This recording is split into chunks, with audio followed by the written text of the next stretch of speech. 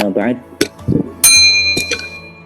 Yang terhormat Direktur Pasca Sarjana Profesor Dr. Haiti Hasan, PhD, Direktur CITMS, yang terhormat Dr. Muhammad Yunus Masruhin, para dosen Pasca Sarjana, hadirin yang tempat hadir pada siang hari ini. Hari ini kita akan berdiskusi kuliah umum yang akan disampaikan oleh yang terhormat Dr. Kiai Haji Abdul Ghafur Maimun MA. Saya ucapkan terima kasih atas kehadirannya, menyempatkan waktu di tengah kesibukan panjenengan. Hari ini kita akan berdiskusi tentang topik yang cukup menarik, tentang tafsir dan proyeksi otoritas pada Islam awal.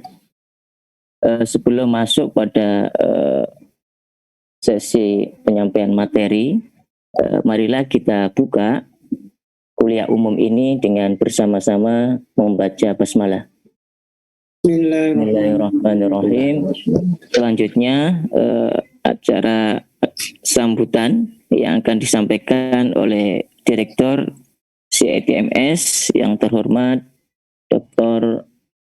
Muhammad Yunus Masruhin MA. Monggo dipersilakan. Baik, terima kasih Dr. Kiai Mufid LC. Assalamualaikum warahmatullahi wabarakatuh. Waalaikumsalam warahmatullahi wabarakatuh. Bismillahirrahmanirrahim. Alhamdulillahirrahmanirrahim. Wabihi nasta'inu ala umuri dunya waddin. Wassalatu wassalamu ala asyrafil anbiya wal mursalin. Sayyidina Maulana Muhammadin wa ala alihi wa sahbihi ajma'in. Amma ba'du. Yang terhormat Direktur Pasca Sarjana Profesor Nur Haiti Hasan, PhD. Yang terhormat Kaprodi S3 Pasca Sarjana dan Kaprodi pengelola Prodi S3 Pasca Sarjana dan pengelola Prodi S2 Pasca Sarjana, teman-teman dosen, dan yang paling kami muliakan, kami hormati Dr. Kiai Haji Abdul Ghafur Maimun MA yang pada siang hari ini menyempatkan waktunya untuk gabung bersama kita untuk berdiskusi tentang topik yang sangat menarik di sela-sela kegiatan beliau yang sangat sibuk sekali, karena tadi pagi sudah berada di jalan gitu, dari satu pertemuan ke pertemuan yang lain, dari satu acara ke acara yang lain, dan pada akhirnya jam 1 siang ini menyempatkan diri untuk gabung bersama kita. Dan tak lupa pula teman-teman yang gabung di acara kita, baik melalui Zoom atau melalui YouTube. Saya lihat ini ada dari New South Wales ini, Mbak Subhani Dewi dari Australia, ada yang dari Mesir, ada yang dari nanti banyaknya. Alhamdulillah itu. Pertama-tama kita panjatkan bersyukur karena meskipun kita berada dalam suasana yang serba sulit ya, terutama karena dikondisikan oleh pandemi dan kemudian terjadi beberapa musibah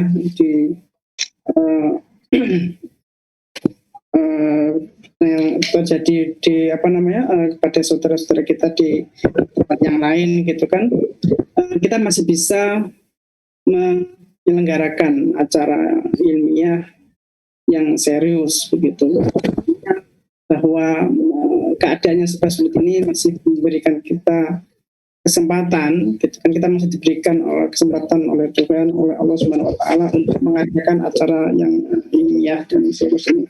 Saya berharap bahwa nanti ini bisa memberikan satu pencerahan bagi kita semua gitu kan, memberikan ide-ide segar, memberikan pencerahan tentang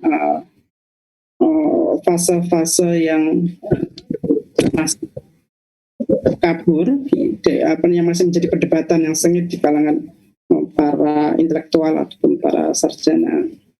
Ya, semua ini bisa terlaksana karena terutama karena kita beruntung bisa mendapatkan atau bertemu dengan pembicara yang keren gitu kan. Beliau Kiai Haji Dr. Abdul Ghafur Maimun MA. Beliau tidak hanya sarjana tentang tafsir, tapi juga praktisi tafsir dalam artian beliau adalah seorang mufassir. Dengan demikian bahwa otoritas tafsir beliau tidak lagi diragukan, dan beliau hampir selama hidupnya dihabiskan untuk mengkaji tafsir. Jadi ini artinya kepakaran beliau di atas emang Bapak. Nah, dan sebetulnya acara ini merupakan rentetan dari beberapa acara dari serial kuliah pemikiran yang sudah kita adakan sejak pertama kali dibentuk gitu. Jadi CTMS merupakan lembaga yang fokus dalam kajian-kajian pemikiran, terutama klasik, tapi juga memberikan porsi yang serius terhadap kajian-kajian kontemporer, sehingga berusaha memberikan keseimbangan antara kajian klasik dan kontemporer dari berbagai lini disiplin keilmuan yang interdisipliner sebagai sebuah pengembangan yang lebih luas dari prinsip-prinsip sarjana yang didasarkan pada integrasi interkoneksi. Ya, saya pikir saya berhenti pada di sini aja. Saya tidak ingin berpanjang lebar dalam sambutan saya ini karena kita sudah cukup mundur ya. Sekarang jam 1:28. Selanjutnya saya akhir saja, dan sekali lagi terima kasih kepada Gus Ghafur yang sudah berkenan meluangkan waktunya. Terima kasih kepada teman-teman yang sudah gabung, gitu kan, baik di Zoom ataupun di YouTube. Mari kita diskusi secara semarak. Kita ramaikan acara ini dengan diskusi yang serius dan mendalam. Itu wabillahi taufiq. Wassalamualaikum warahmatullahi wabarakatuh. Waalaikumsalam warahmatullahi wabarakatuh. Terima kasih kepada Direktur CIPMS yang terhormat Dr. Muhammad Yunus Masruhin atas sambutannya, dan sebagaimana yang disampaikan oleh beliau bahwa pada siang hari ini kita membicarakan topik yang menarik dan sekaligus mendapatkan pembicara yang pas dan otoritatif dalam konteks ini. Oleh sebab itu, sebagaimana yang dicanangkan oleh panitia bahwa kegiatan ini akan berlangsung sampai pukul 3 sore nanti, jadi kita punya waktu sekitar 1,5 jam. Oleh sebab itu, saya berikan waktu kepada pembicara kurang lebih sekitar 45 menit. Kemudian sisa waktunya kita gunakan untuk tanya jawab, untuk diskusi. Dan saya mohon untuk kontribusi teman-teman yang hadir pada siang hari ini untuk memberikan pertanyaan atau memberikan komentar tentang materi pada siang hari ini. Oke, selanjutnya langsung saja kami persilakan kepada yang terhormat Dr. Kiai Haji Abdul Ghafur Maimun MA untuk menyampaikan materinya. Monggo, Pak Kiai. Terima kasih sekali Mas Kiai Mufid. Assalamualaikum warahmatullahi wabarakatuh. Waalaikumsalam warahmatullahi wabarakatuh. Bismillahirrahmanirrahim. Alhamdulillahirabbil alamin, wassalatu wassalamu ala asyrafil anbiya'i wal mursalin sayyidina wa maulana Muhammadin wa ala alihi washabbihi ajma'in. Amma ba'du. Para pimpinan di UIN, terutama di Pasca Sarjana UIN Yogyakarta, ada Profesor Nur Haidi Hasan yang saya hormati, yang terhormat para dosen, para profesor yang lainnya, para pimpinan, ada Kiai Dr. Yunus Masruhin sebagai Direktur CIPMS ya.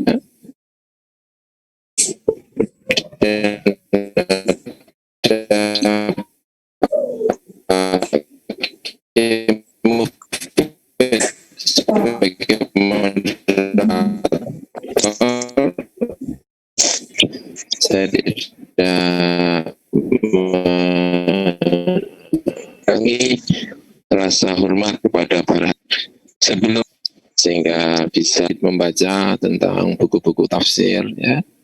Sebelumnya sudah ini kenikmatan hidup di pesantren, sudah lama tidak ngajar di UIN ya, sehingga rutinitas banyak di pesantren, ngaji fikih biasanya terutama belakangan ini, sehingga ikut-ikutan asik dengan fikih, ikut di MUI bagian fikih, di Nahdlatul Ulama juga bagian Bahsul Masail. Nah, hari ini meski saya juga ngajar di kampus juga berurusan dengan tafsir, tapi hari ini terima kasih sekali. Semoga saya secara pribadi juga mendapatkan masukan-masukan yang sangat mencerahkan dari kawan-kawan semuanya. Baik. Berikutnya ini ya, saya ingin memulai karena judulnya ini adalah tafsir dan proyeksi otoritas pada Islam awal. Meski saya juga tidak mengerti ya apa kira-kira yang dimaksud dengan Islam awal ini. Apakah era sahabat, era tabi'in, era sesudahnya, tetapi saya ingin bicara mengenai perkembangan tafsir secara umum ya, terutama menyangkut masalah otoritas-otoritas ini. Baik. Pertama yang ingin saya sampaikan ya, ini tafsir sebagai ilmu. Ini saya baca di dalam buku misalnya ya, Fajrul Islam misalnya ya, walaupun ada di buku-buku yang lain, tapi saya pilih Fajrul Islam, ditulis oleh Ahmad Amin ya. Ini untuk masuk dulu sebelum kita bicara mengenai tafsir ya. Menurut Ahmad Amin ini membedakan antara at-tafkir, mujarrad at-tafkir dengan al-ilm secara rumit.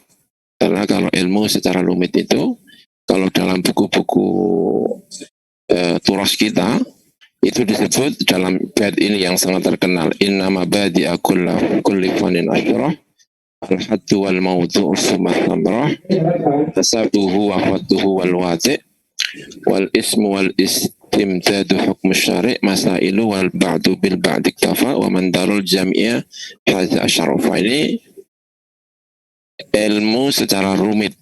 Kalau kita bicara ilmu tafsir atau tafsir sebagai ilmu, ya akan bicara mengenai 10 hal ini secara rumit. Karena itu Ahmad Amin membedakan antara sebagai pokoknya pemikiran saja tanpa rumit-rumit itu apakah sudah disebut ilmu ataukah belum gitu ya. Nah, ataukah ilmu dengan keharusan yang rumit seperti ini.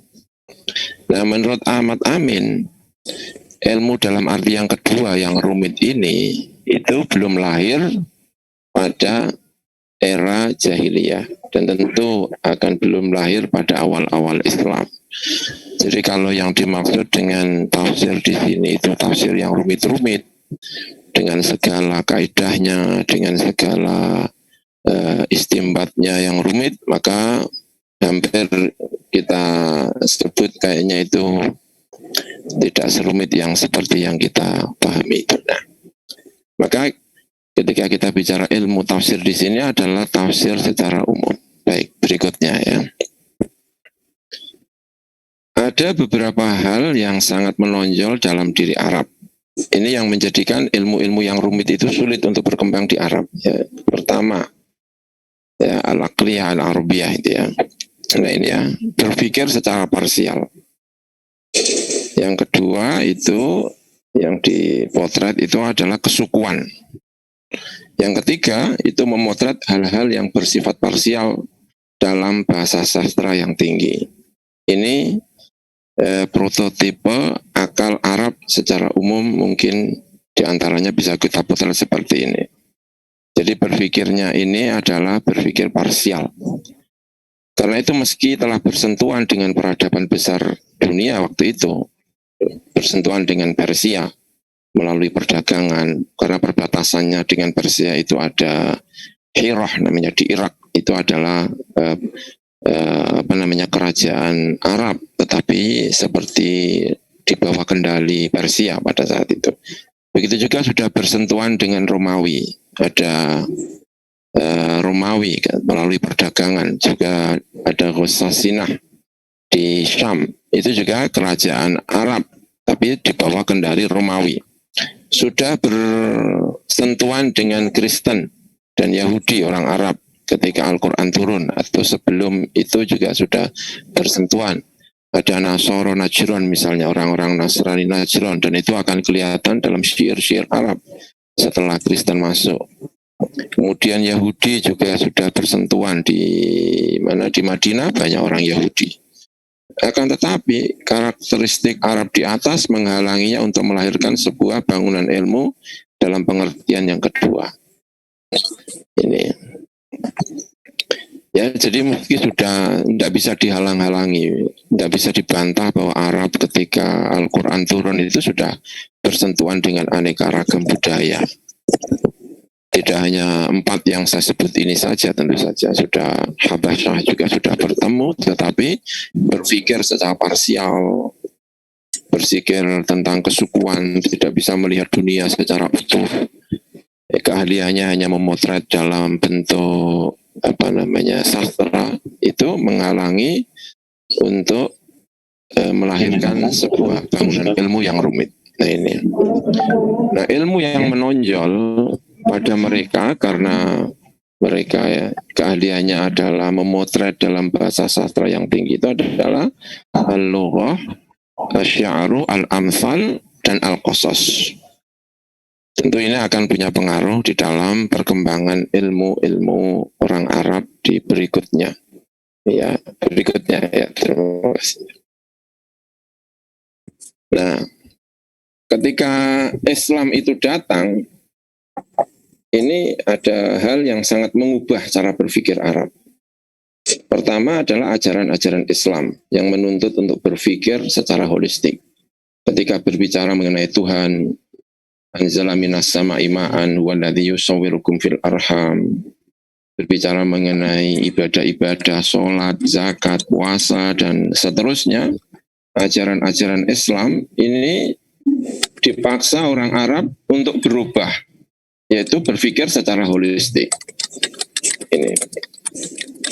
Yang kedua, hal yang sangat penting yang dihadirkan oleh Islam adalah Islam telah mengubah Arab menjadi bangsa al-fatih, bangsa yang membuka, bangsa yang menguasai, membebaskan. Bahkan 2 adidaya dunia saat itu pun mampu ditundukkannya, Romawi dan Persia. Nah, ketika terjadi pembukaan kota-kota di luar Islam ini, itu ada beberapa hal yang harus diperhatikan. Yang pertama adalah ta'alimu al-Islam fil fatah. Nilai-nilai ajaran-ajaran Islam ketika membuka kota itu akan seperti apa. Mereka harus masuk Islam misalnya ya, dalam buku-buku fikih dijelaskan, walaupun kemudian ada tafsir-tafsir berikutnya di kemudian hari dan sebagainya, tapi yang lazim diketahui adalah ajaran untuk mengajak mereka semuanya masuk Islam. Jika tidak masuk Islam, membayar fidyah. Jika tidak membayar fidyah, tidak mau akan perang. Nah, perang nanti membayar fidyah. Jika masuk Islam akan bebas dari fidyah. Nah, ajaran-ajaran Islam ini mendorong banyak dari masyarakat yang dikuasai itu kemudian masuk Islam. Itu artinya bahwa Islam sekarang tidak lagi dipeluk oleh orang-orang Arab sebagaimana sifat-sifat yang kita sebutkan tetapi Islam dimasuki oleh orang-orang yang dengan tingkat peradaban yang sangat tinggi pada saat itu, yaitu Romawi dan Persia. Kemudian dukhulu al-bilad al-maftuhah fil Islam. Tidak hanya orangnya saja, bahkan negerinya itu sudah masuk sebagai negeri Islam. Sayyidina Umar membuka kota namanya Basrah dan Kufah misalnya. Lalu menguasai Mesir di Kairo maupun di Alexandria, di Iskandaria. Iskandaria itu adalah tempat bertemunya berbagai madhab agama maupun madhab filsafat. Dan itu sekarang sudah masuk Islam. Kemudian al-ikhtilat fis sukna. Ini tidak hanya tetangga rumah, tetapi tetangga kamar, kalau kita mau menyebut. Satu rumah itu bisa terjadi, ada orang Islamnya, ada orang Kristennya, ada orang Persianya, ada orang satu rumah. Karena satu rumah itu ada tuannya, ada amatnya, ada abdunya, dan boleh jadi abdunya itu lebih pintar daripada tuannya. Bisa kebayang sebetulnya. Lalu Islam disampaikan kepada orang-orang ini, apa kira-kira hasilnya? Untuk ya, orang yang masuk Islam hanya dengan satu pertanyaan yang sederhana, tentu berbeda dengan Islam, orang masuk Islam dengan segudang pertanyaan. Kalau bahasa mudahnya kira-kira ya, yang Islam itu orang desa, dengan yang Islam itu mantan pendeta misalnya, tentu pertanyaannya berbeda.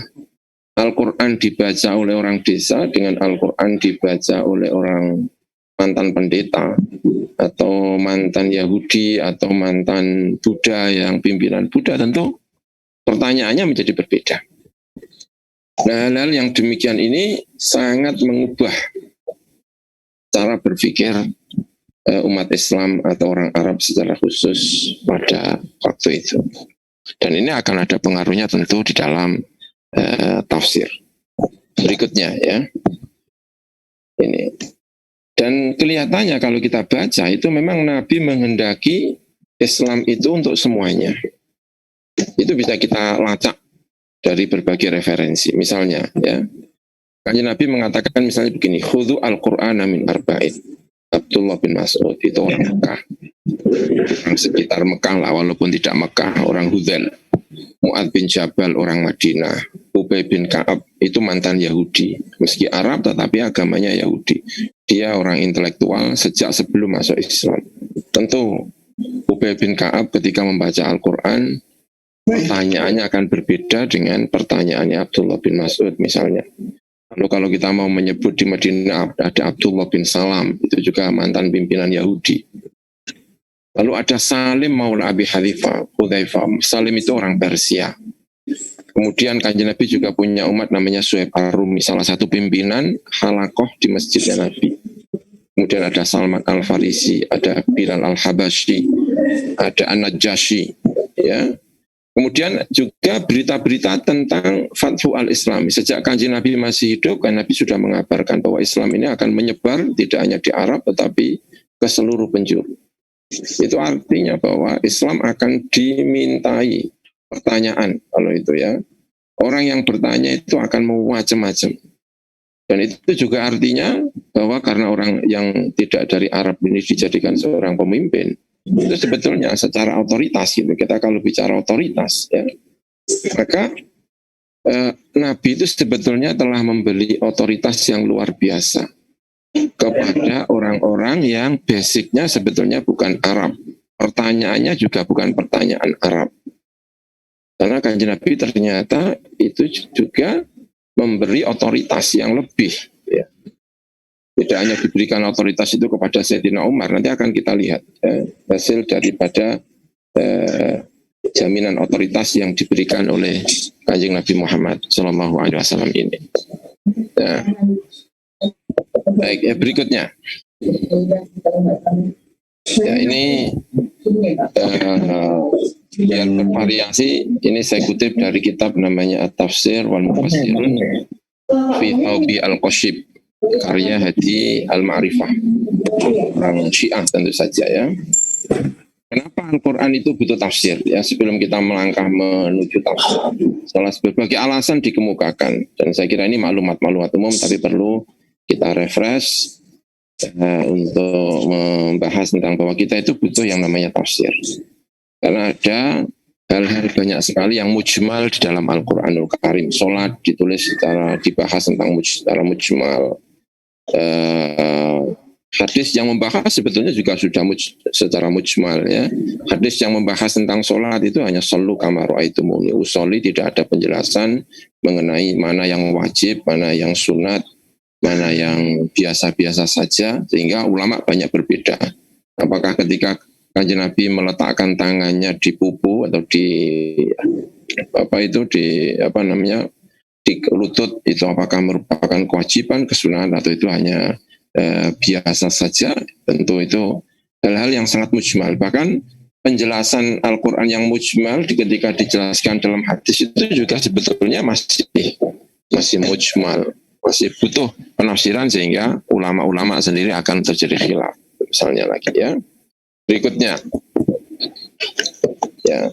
Jadi kalau ada tafsir-tafsir berikutnya yang agak rumit, itu yang sebetulnya bisa dimengerti.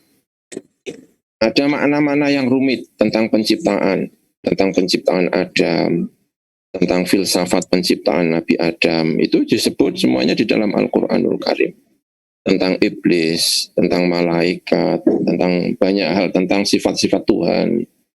Dan itu disampaikan oleh Kanjeng Nabi kepada sahabat yang rata-rata pada saat itu ummi. Walladzi ba'atha fil ummiyina rasulah.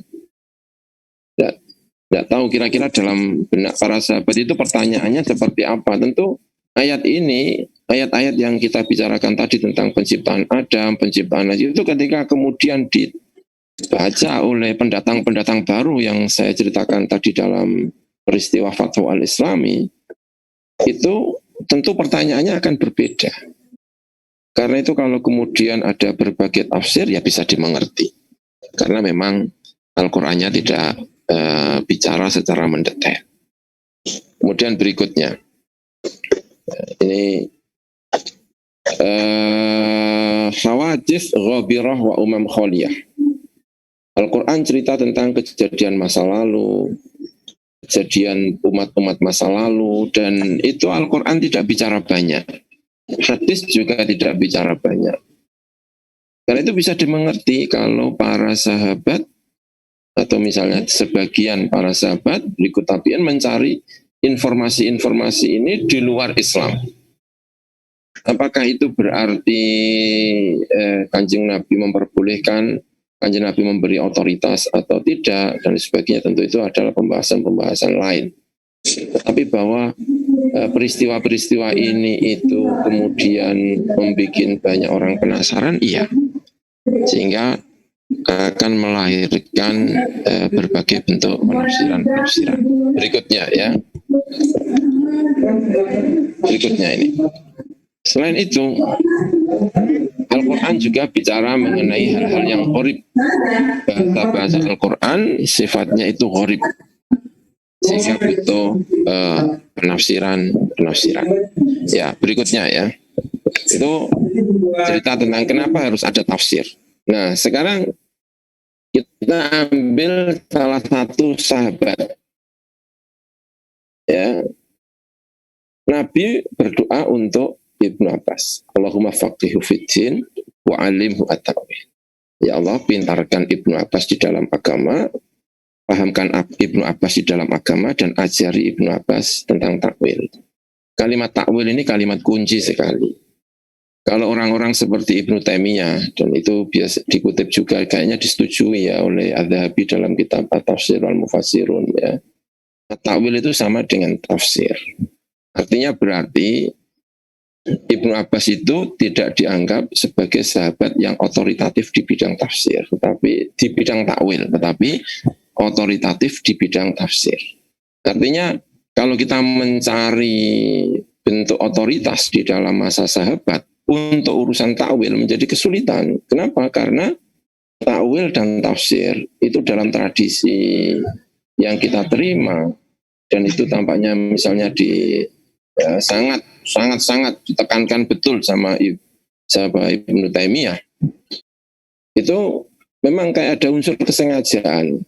Takwil itu diartikan sebagai tafsir saja. Ya, tafsir dengan takwil itu sama-sama saja. Sehingga ketika kita mau mencari otoritas di dalam masalah takwil di era sahabat, itu menjadi kesulitan.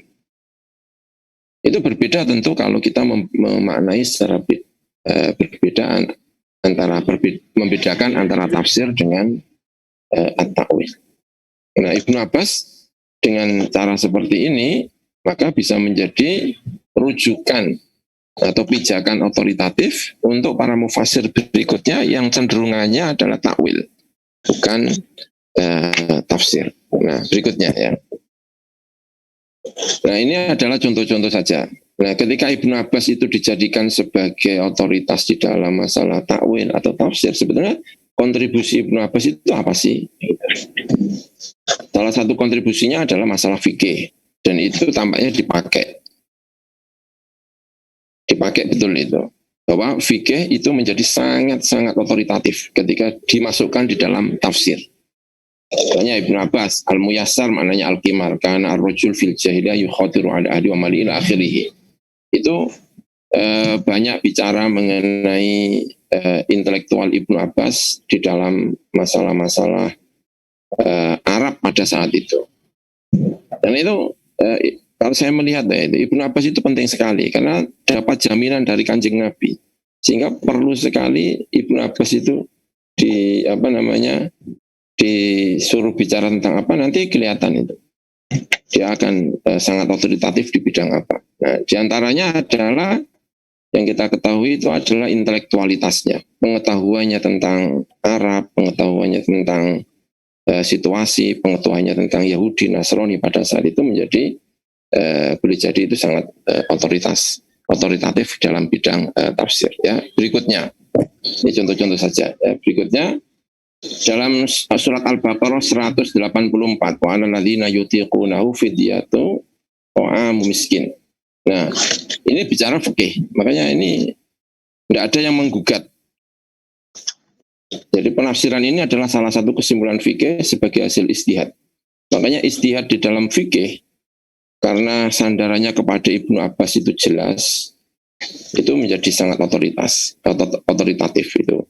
Fikih kita masukkan ke dalam buku tafsir. Ya.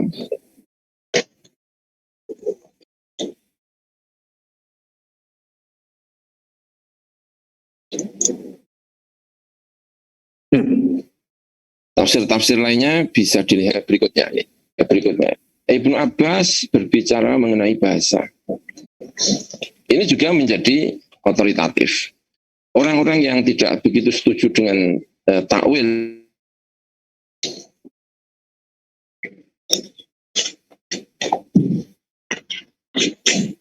misalnya, tapi kalau soal bahasa nggak bisa dipungkiri menggunakan bahasa di dalam menafsiri. Makanya melenggang. Perkembangan berikutnya, hal-hal yang berhubungan dengan bahasa, tafsir yang berhubungan dengan bahasa itu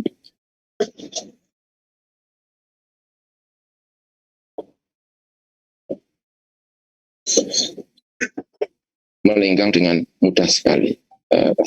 Yang agak rumit. Ibnu Abbas itu ternyata ya berikutnya itu juga bicara mengenai Israiliyat. Itu.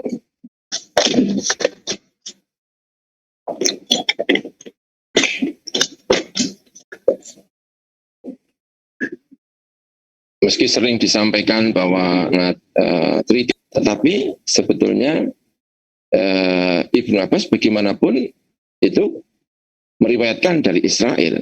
Artinya salah satu sumber yang dijadikan oleh Ibnu Abbas itu adalah tentu banyak perbedaan pendapat di antara para pakar mengenai Ibnu Abbas mengambil dari Israiliyat ini. Tapi kita mengambil salah satu aspeknya, itu berarti bahwa Ibnu Abbas telah memberi pintu bagi para penafsir berikutnya, meski dengan segala kehati-hatian, untuk berbicara mengenai sumber di luar Al-Quran, hadis, Arab, dan seterusnya. Ya, dan itu tampaknya digunakan misalnya belakangan oleh Muhammad Abduh, Rashid Ridho, Ibnu Ashur dengan segala kehati-hatiannya, tetapi itu digunakan. Salah satu yang menjadikan itu tafsir demikian ini adalah otoritatif, ya salah satunya adalah mencontoh dari Ibnu Abbas. Ini. Nah, Ibnu Ashur dalam bukunya ya Al-Tafsir Warijaluhu itu menyebut dua hal sebagai tambahan dari Ibnu Abbas. Itu artinya sudah ada perkembangan ya. Yang ini kalau ini dimasukkan di dalam istihad sebetulnya. Ya, yudhifu unsuran lughawiyan fi fahmil ma'nal mufrad au fahmi sirri tarkib wa yattakhidhu madatan lidzalik minasy-syi'ri al-jahili. Walaupun ini ada sebagian orang yang tidak setuju, sebagian kecil misalnya, tetapi itu akan kalah otoritatif. Kenapa? Karena kalah dengan Ibnu Abbas. Ini kalau kita bicara otoritas. Ya. Karena Ibnu Abbas itu dapat garansi dari Kanjeng Nabi Muhammad Sallallahu Alaihi Wasallam. Ya, berikutnya. Unsurun akhir adzafahu Ibnu Abbas. Ini penting Ibnu Abbas itu, karena itu tadi ya soal otoritas. Itu unsur akhbar alati lam taji fi hadisin Nabi. Dulu pernah saya sampaikan ketika yang sebelum Anda bicara mengenai arkun di situ ya, saya memang menyinggung Mufid, ini tolong antara Muhammad Arkun dengan Muhammad Abdul Apa itu namanya itu? Mufid yang dimute. Ya.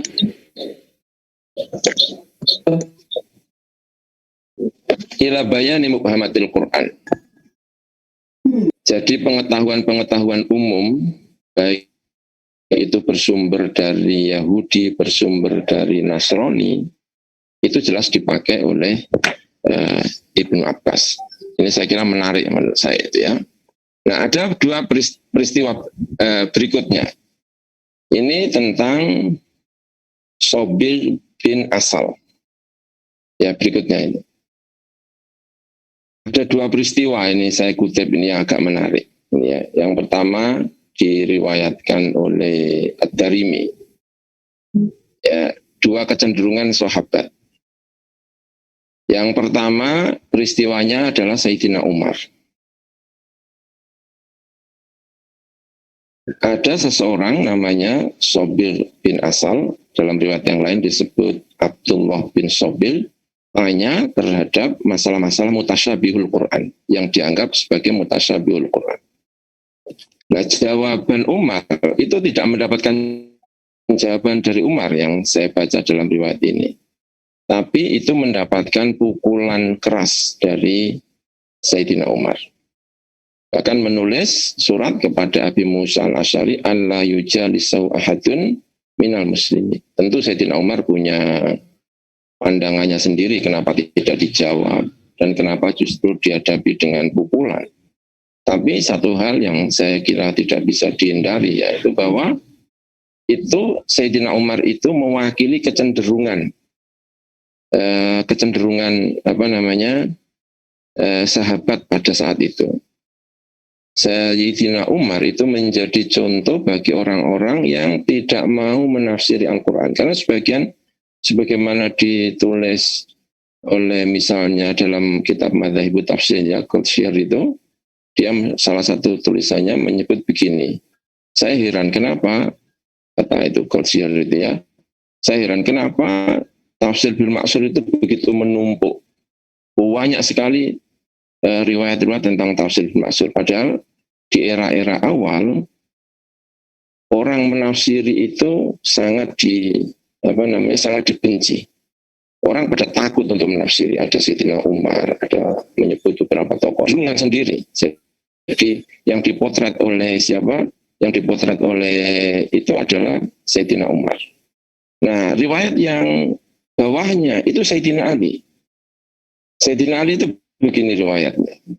Beliau berada di mimbar lalu mengatakan begini, la yas'aluni ahadun an ayatin min kitabillah illa akhbartuhu.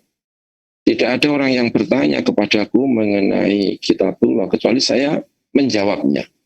Lalu ditanyakan pertanyaan-pertanyaan yang dulu pernah diajukan kepada Sayyidina Umar. Nah, jawabannya Sayyidina Umar, Sayyidina Ali, setiap ada pertanyaan itu selalu dijawab. Walaupun saya juga kurang tahu ini ya. Kemudian Sayyidina Ali berkata kepada orang yang tanya itu, kamu naik. Setelah dia naik, lalu dipukul oleh Sayyidina Ali. Saya tidak tahu itu riwayat berikutnya itu kok ternyata mirip. Tapi ada hal yang menarik ya. kalau Sayyidina Ali, dan itu diwariskan kepada Ibnu Abbas. Dua kecenderungan, sama-sama otoritatif ketika zamannya sahabat. Yang satu adalah yang satu Sayyidina Ali. Jadi sama-sama berjalan seiring. Saya tidak tahu ya waktu itu bagaimana cara mendamaikannya. Tapi yang pasti jumhur Sayyidina Ali itu tampaknya akan lebih banyak. Buktinya tafsir-tafsir berikutnya. Nah, berikutnya yaitu tentang Al-Imam At-Tabari.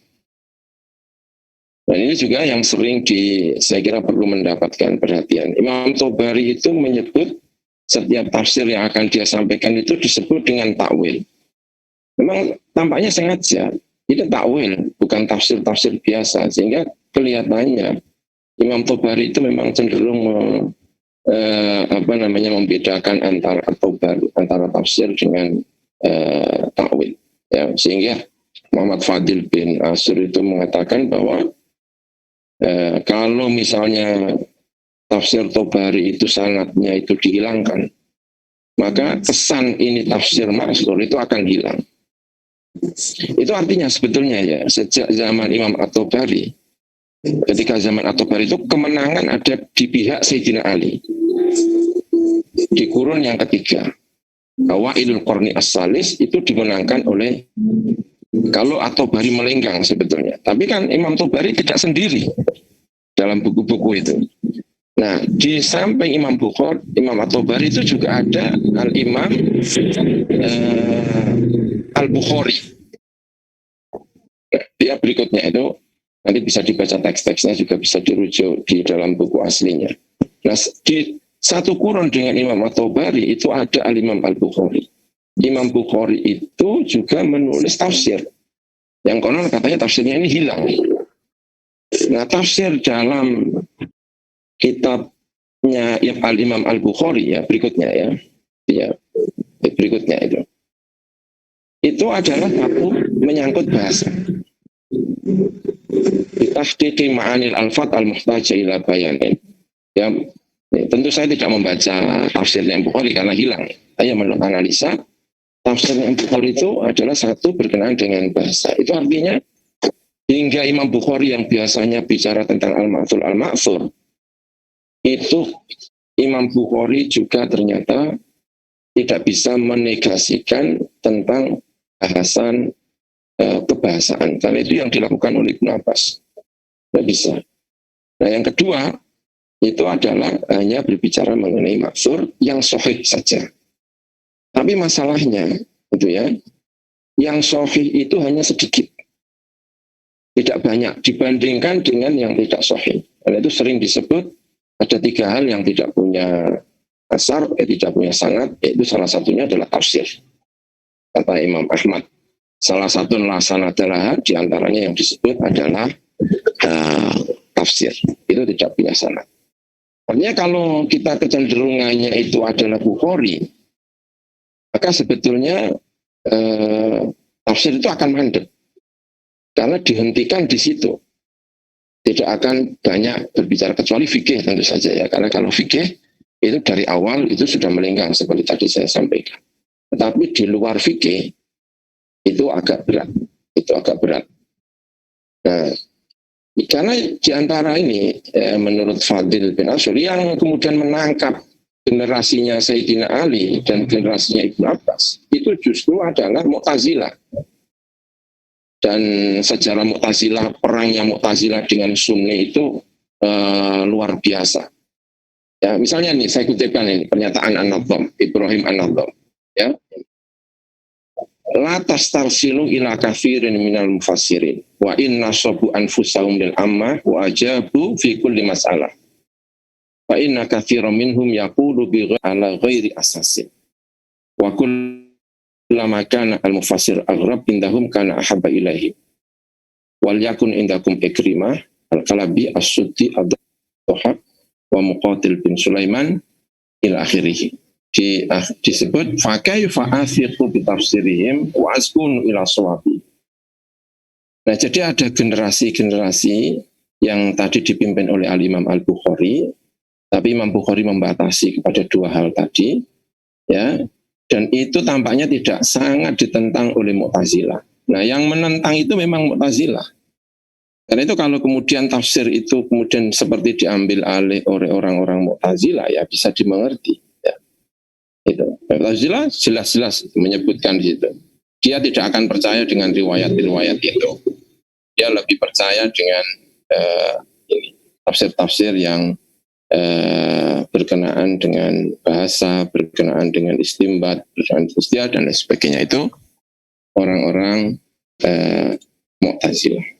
Nah, terakhir saya tidak bisa ini, nanti bisa dibaca lah ya. Ini berikutnya itu Abdul Qahir Al-Jurjani, Az-Zamakhsyari, Ibnu Atiyah, Fakhruddin Ar-Razi. Ini pertarungan tafsir pada saat itu. Karena setelah Abdul Qahir Al-Jurjani itu orang Asy'ari, orang Ahli Sunnah wal Jamaah yang mewarisi ilmunya orang Mu'tazilah. Karena ternyata sekarang basis ilmunya orang-orang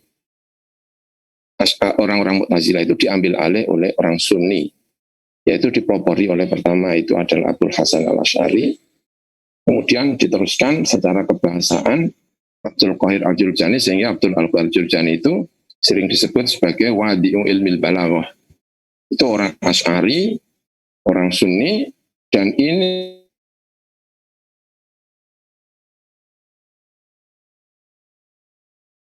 menjadi ilmu sebagai tafsir diroyah itu sekarang tidak hanya dikuasai oleh orang-orang Mu'tazilah, tetapi sekarang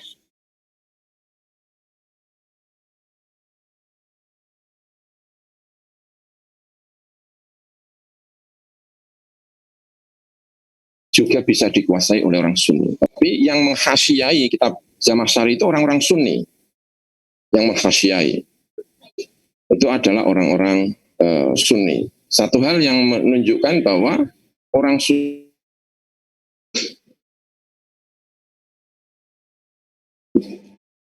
Putus ya. Sunni sekarang itu tidak lagi dalam penafsiran, bahkan karangannya orang Mu'tazilah sekarang sudah berani dihasiai oleh orang-orang Sunni. Maka bisa dimengerti kalau fase berikutnya itu kemudian lahir Fakhruddin Ar-Razi. Itu adalah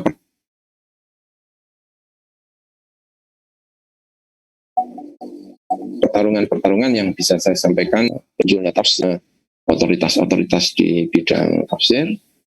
Tentu itu saya anggap ini awal-awal ya kira-kira selesai di sini, karena berikutnya adalah fase-fase di kemudian ya. Saya kira itu yang bisa saya sampaikan. Terima kasih. Mohon maaf atas segala kekurangan. Saya kembalikan kepada Mas Mufid. Terima kasih.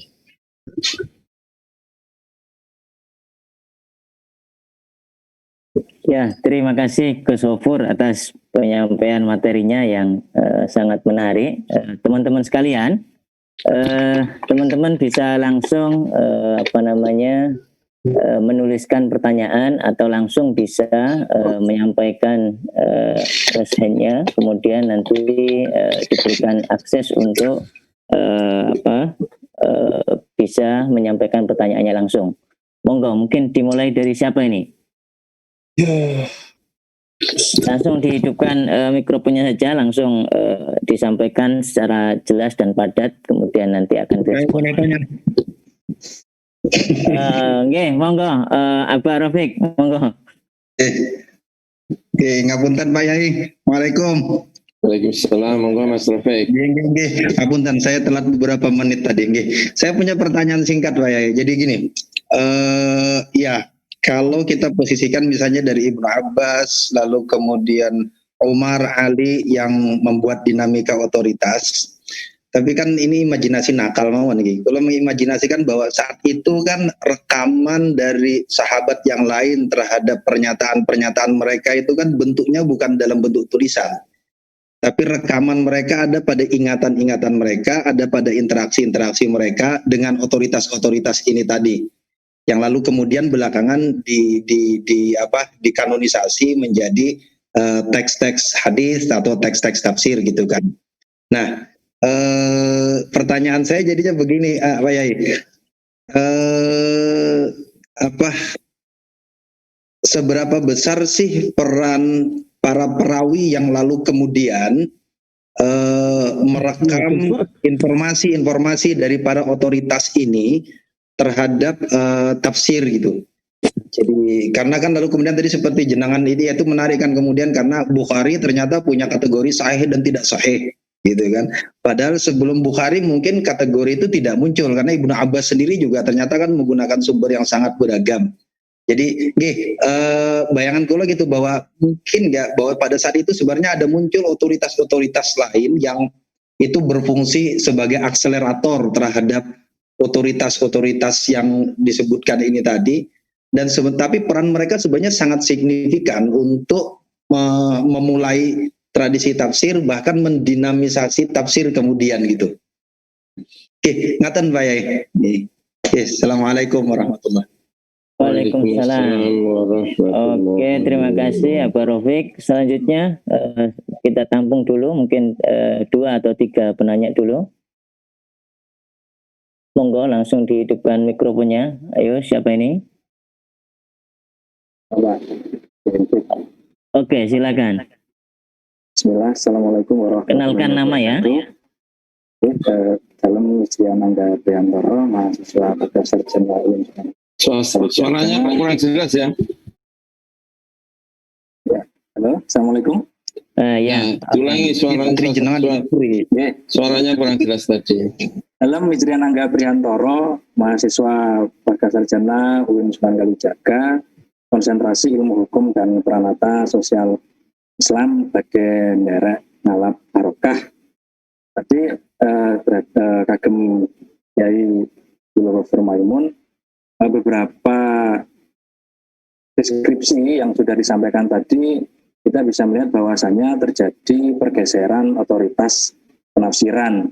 Bagaimana Ibnu Abbas, terus kemudian Umar, Ali, terus kemudian jauh ke Mu'tazilah dan dihasiai oleh para madhab, para ulama Sunni itu. Nah, dalam konteks Islam awal itu kan seolah-olah otoritas penafsiran itu diberikan melalui lisan, sebenarnya di sabda berhak menafsirkan oleh dalam tanda kutip imam atau amirul mu'minin saat itu. Nah, dalam konteks keindonesiaan hari ini, kalau kita kontekstualisasikan, apakah bisa MUI tentunya memberikan semacam garansi atau yang sedang ramai diperdebatkan ya sertifikasi kepada ulama-ulama tertentu untuk dijadikan sebagai rujukan ketika para dai muda itu berbicara tentang penafsiran. Jadi otoritas penafsiran seperti apa yang mungkin bisa dilakukan oleh MUI agar tidak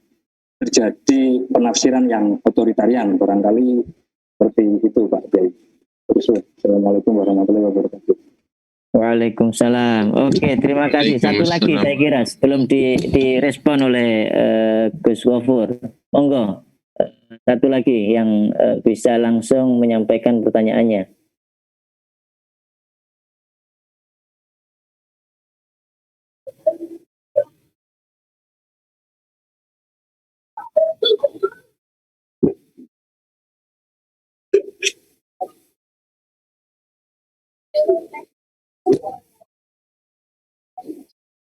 Halo. Oke, saya kira 2 dulu nggih Gus Ghafur. Ada pertanyaan dari Abah Rafiq tadi. Kemudian dilanjut dengan pertanyaannya Mas Angga Hijrian. Nanti monggo langsung disusulkan mawon 2 pertanyaan ini untuk dijawab sekaligus. Baik, ya, terima kasih. Orang tua Pak Yai sini dipanggil Abah. Baik, Mas Rafiq. Terima kasih.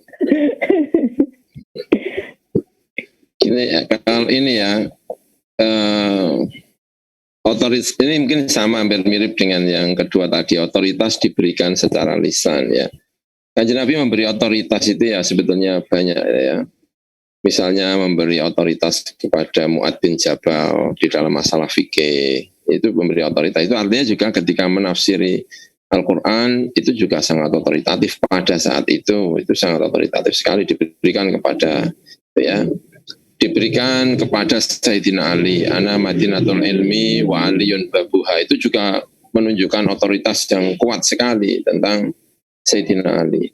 Ibnu Abbas itu diberikan secara otoritas, diberikan otoritas yang sangat kuat sekali. Tentu itu semuanya adalah periwayatan-periwayatan yang kemudian kita simpulkan. Kita tidak bisa membayangkan, tidak bisa memotret era sahabat misalnya itu seperti apa ya, memotret era Soekarno gitu yang sudah banyak tulisan, sudah banyak ini ya. Kita ya memotret itu ya dari pernyataan-pernyataan, itulah yang bisa kita potret. Nah makanya salah satu yang penting sebetulnya kita pelajari itu adalah Sayyidina Ali. Itu perannya apa, dan itu tadi yang saya sampaikan diantaranya itu menarik, tapi saya agak ragu, masa Sayyidina Ali itu orang yang tanya tadi itu disuruh naik lalu dipukul juga, itu kayak saya kok jadi bingung. Sayyidina Ali itu biasanya begitu, enggak begitu. Sayyidina Ali memukul orang itu enggak kebiasaan Sayyidina Ali. Sama Khawarij saja Sayyidina Ali itu bilangnya begini, selama mereka hanya menggunakan lisan enggak masalah, tapi kalau mulai menggunakan senjata baru kita akan tumpas. Itu sama Khawarij yang jelas-jelas memerangi. Banyak peristiwa saya kok tidak kurang agak gimana gitu sama riwayat itu sudah sangat menarik. Jadi pertanyaan yang sama diajukan kepada Sayyidina Umar itu dipukul, pertanyaan yang sama diajukan kepada Sayyidina Ali dijawab. Itu kan, nah generasi Sayyidina Ali itu penting menurut saya itu. Begitu juga generasinya Ibnu Abbas itu juga penting. Kenapa? Ibnu Abbas itu adalah dutanya Sayyidina Ali kalau ada masalah-masalah pemikiran. Khawarij itu ada apa? Dia mau apa? Yang dikirim adalah Sayyidina Ali. Yang dikirim adalah Ibnu Abbas.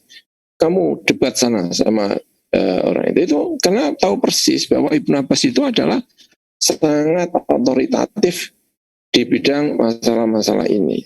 Nah, saya melihat ya tadi itu kalau di itu sebetulnya sudah menang. Ya, sudah menang ya dengan generasinya At-Tabari. Jadi kalau Tabari itu sebenarnya kalau menurut saya itu ya, memang ketika tadi ada yang teks tadi tanya kenapa takwil itu maknanya menjadi hilang, sementara yang muncul adalah tafsir, ya itu ya sengaja. Zaman Asy'ari loh menulis kitabnya itu takwil. At-Tabari menulis kitabnya takwil. Al-Bukhari menulis kitabnya bukan takwil tapi tafsir. Itu kan berarti sudah menunjukkan sebuah kecenderungan. Ya saya agak mati-matian sebetulnya sama buku-buku yang menyamakan makna antara tafsir dengan takwil itu, seperti dalam buku Tafsirun Fasirun itu menyamakan makna tafsir dan takwil menurut salaf itu sama, mengutip Ibnu Taimiyah. Itu sebenarnya saya agak ragu kalau saya yang tidak sama. Kanjeng Nabi ketika berdoa wa'alimhu ta'wil bukan wa'alimhu at-tafsir, itu ya saya kira punya makna. Ya artinya sebetulnya Kanjeng Nabi juga memberi otoritas itu di dalam pemaknaan yang keluar dari kata tafsir, dari kata ala itu kan artinya kembali, tidak lurus tapi agak memutar-mutar. Makanya salah satu maknanya tafsir itu ala itu asasa itu artinya melakukan politisasi. Artinya untuk sampai kepada makna itu butuh butuh energi, tidak seperti tafsir yang kurang butuh energi. Takwil itu membutuhkan energi, dan generasi ini itu saya kira perlu mendapatkan perhatian yang lebih ya. Kemudian ada otoritas yang lain, tentu ya otoritas itu menjadi kecenderungan menjadi kecenderungan mufassir. Riwayat itu menunjukkan kecenderungan mufassir. Misalnya begini loh, ya kalau saya melihatnya ya, kalau hadis itu ada hadisnya Imam Bukhari, ada hadisnya yang digabung dalam kitab namanya kitab Jami' As-Sahih atau kitab Sunan. Itu tidak penting riwayatnya siapa, yang penting temanya apa. Bab sholat, nah ada kitab-kitab hadis yang modelnya itu adalah seperti Musnad Ahmad misalnya. Musnad Ahmad itu adalah mengurutkan riwayat sesuai dengan perawinya. Nah, dalam pembacaan perawi itu bisa dilihat kecenderungannya apa sesuai dengan riwayatnya apa. Jadi kalau misalnya kok ada sahabat kok riwayatnya itu kok fikih terus, itu memang kelihatannya kecenderungannya fikih. Kalau sahabat itu riwayatnya kok bekas kiamat terus, ya itu kira-kira sahabatnya itu memang ya berbau-bau sufi, berbau apalah pokoknya yang urusannya itu akhirat lah. Kalau disuruh jadi presiden nggak bisa lah kira-kira gitu. Kalau sahabat itu riwayatnya isinya itu kecenderungan sahabat itu bisa dilihat dari kitab-kitab seperti Masanid. Nah, kecenderungan tafsir itu juga ketika bicara mengenai di sini ya misalnya ada Ikrimah, otoritas yang lain ya di bidang tafsir ya, bukan di bidang hadis, karena kalau ahli hadis itu banyak yang tidak setuju. Seperti Ikrimah, ada Kalabi, ada Sudi, ada Dohak, ada Muqatil, itu riwayatnya kita kumpulkan saja sebetulnya. Nah, kita kumpulkan riwayat-riwayat mereka ini, lalu isinya apa, itu menunjukkan kecenderungannya mufassir. Jadi keragaman tafsir yang ada itu bisa kita lihat dari riwayat-riwayat yang ada. Nah, seringkali orang kalau menilai Sudi misalnya itu dari sisi apakah dia itu riwayatnya diterima atau tidak, sanadnya dia sahih atau tidak. Tetapi yang lebih penting lagi kalau kita lihat dalam arti kecenderungan tafsir itu Sudi itu kalau misalnya riwayat tidak benar, tapi apa yang diriwayatkan oleh Sudi itu berarti bisa kita baca ya walaupun tidak bisa 100%, itu adalah kecenderungan pemikiran Sudinya itu sendiri. Tidak dianggap sebagai riwayat itu sahih atau tidak, tapi riwayat itu mewakili pemikiran Sudi itu sendiri, dan itu sudah diingatkan oleh Adz-Dzahabi dalam kitab Tafsirul Mufassirun misalnya, bahwa qimatu at-tafsir itu seringkali tidak terletak pada sahih riwayatnya tetapi pada nilai ilmiah. Nah, otoritas yang lain di luar orang yang kita sebut tadi tentu masih banyak ya, ada yang terkenal yang sering disebut ya, Ibnu Mas'ud ya, ada Zaid, ada Ibnu Zaid misalnya dan sebagainya, itu adalah otoritas. Nah, itu perlu kita baca tidak hanya sekedar sahih dan tidak sahihnya, tetapi kita baca kecenderungan mufassirnya itu tadi. Meski begitu ya, sebetulnya itu sudah mewakili kecenderungan pemikiran tertentu. Ya, An-Nadham, Ibrahim An-Nadham, sebagaimana tadi saya kutip, salah satu pimpinan elit Mu'tazilah pada waktu itu tetap memencingkan mata terhadap pemikiran mereka ini, Ikrimah, Kalabi, tapi dilihat dari riwayat sebagai riwayat ya, sebagai riwayat. Nah ini, tetapi tidak beliau Nadham lebih lebih cenderung untuk berpikir tentang kebenaran tafsir tidak hanya dilihat dari riwayat, tetapi dari kesesuaian terhadap bangunan ilmu. Itu jadi saya berharap itu ya, dari lompatan ya, kalau saya berharap itu ya, dari Imam At-Tabari kemudian langsung menuju kepada siapa, Ibnu Atiyah, kemudian kepada Syurrahu Al-Kasyaf, dan kemudian ke Al-Imam Ar-Razi. Itu kalau kita bicara mengenai otoritas tafsir di bidang Ahlussunnah wal Jamaah. Itu saya kira ya. Tapi kalau soal tadi ada yang bertanya tadi melalui teks tadi soal kenapa yang berkembang itu adalah tafsir, yang berkembang bukan ta'wil, ya itu saya kira tadi. Itu tadi bahwa kecenderungan generasi At-Tabari itu memang juga itu memang agak menghilang ya, lebih ramai kecenderungan yang dibawa oleh pihak-pihak tafsir. Itu saya kira. Terima kasih. Ya, terima kasih teman-teman sekalian. Kita masih punya waktu sekitar setengah jam.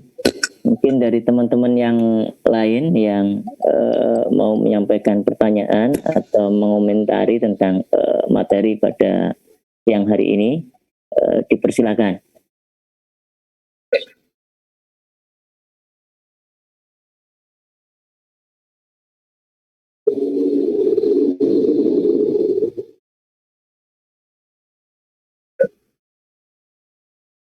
Oke, ini di room chat ini ada beberapa pertanyaan.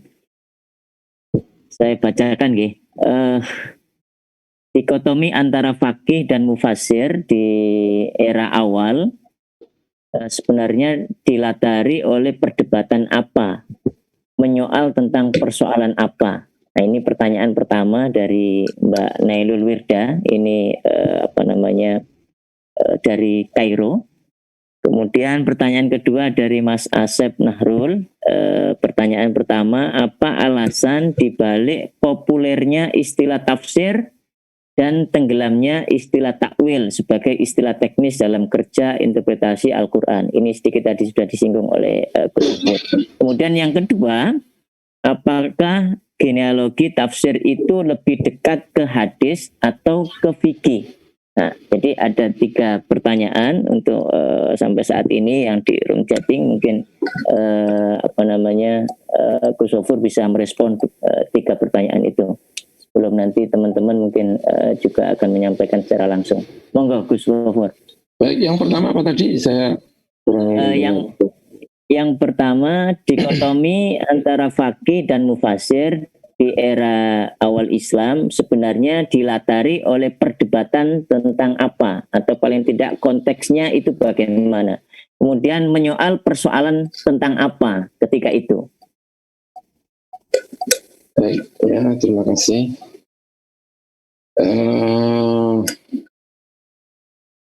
Di era-era awal yang saya pesankan ya, itu juga pernah saya baca ya, ada keterpisahan antara satu bidang ilmu dengan bidang ilmu yang lain. Ya, ada apa ya, kayak semacam ejekan atau apa antara satu bidang ilmu dengan ilmu yang lain, dan itu butuh tokoh sebetulnya. Ya sama lah kira-kira dengan apa yang terjadi sekarang ini lah, kira-kira gitu.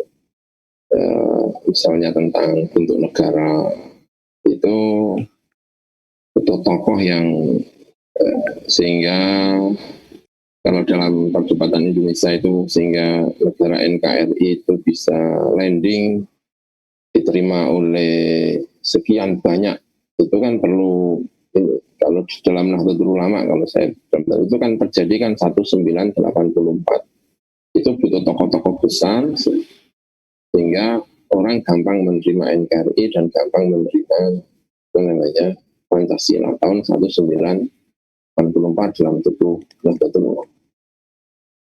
Nah, di dalam tradisi ilmiah kuno itu juga agak mirip-mirip, ya. Orang itu kalau ahli hadis, ya, itu tidak suka dengan ilmu kalam. Itu ya memang begitu. Nah, butuh tokoh yang kuat, tidak hanya secara ide, tetapi juga secara keberterimaan di tengah masyarakat, yang bisa menjamekkan antara dua kecenderungan itu. Maka lahir kemudian mesin seperti Qadhi Iyad, ya, salah satu tokoh yang kemudian dia juga ahli kalam, sekaligus juga dia adalah ahli di bidang hadis. Kalau misalnya kita melihat ahli-ahli hadis di awal-awal era-era awal itu kecenderungannya tidak mutakalim sama sekali, tapi setelah ada tokoh-tokoh besar yang sekaligus dia mutakalim, sekaligus muhaddis, maka generasi berikutnya enak sekali. Ya, misalnya saja kemudian lahir Ibnu Hajar Al-Asqalani mensyarahi hadis Sahih Bukhari dengan gaya-gaya tasawuf, dengan gaya-gaya ilmu kalam, sedikit-sedikit ada ilmu kalam, itu bisa diterima dengan baik. Fikih dalam masanya itu pernah bertentangan dengan tasawuf. Mohon maaf ya. Fikih bertentangan dengan tasawuf. Ini Pak Yunus pasti tahu nih. Ya kan begitu juga sampai sekarang, kalau itu ya masih sampai sekarang itu tafsir itu bertentangan dengan filsafat. Sulit sekali diterima gagasan-gagasan misalnya Ibnu Arabi ketika menafsiri Al-Quran sampai sekarang itu tentu mengalami kesulitan. Nah, dulu tasawuf juga begitu. Tasawuf itu tidak akan berdamai dengan yang namanya tafsir, ya, dengan fikih misalnya. Maka kemudian setelah Imam Ghazali hampir semua fakih itu sekaligus mutasawwif. Jalaluddin Asyuti, Jalaluddin Al-Mahalli, Imam siapa lagi kalau kita menyebutnya Zakaria Al-Ansori, itu semuanya adalah fakih sekaligus mutasawwif. Itu. Tapi sebelumnya dulu era-era zamannya Imam Syafi'i, kesulitan kita mencari orang fakih sekaligus sebagai orang-orang sufi. Korbannya sudah ada lah. Al-Khalat itu bagian dari korbannya, karena yang menghukum adalah murni orang-orang fakih. Tidak ada bau-baunya sedikit tentang tasawuf. Sedikit itu tentu akan berbeda dengan Al-Imam Al-Ghazali ketika ditanya tentang Al-Khalat, cenderung untuk membela, cenderung untuk tidak gampang menghakimi. Kenapa? Karena sudah berbau-bau tasawuf misalnya. Fikih dengan apa tadi yang ditanyakan itu, fikih dengan tafsir. Kalau fikih dengan tafsir itu apa namanya?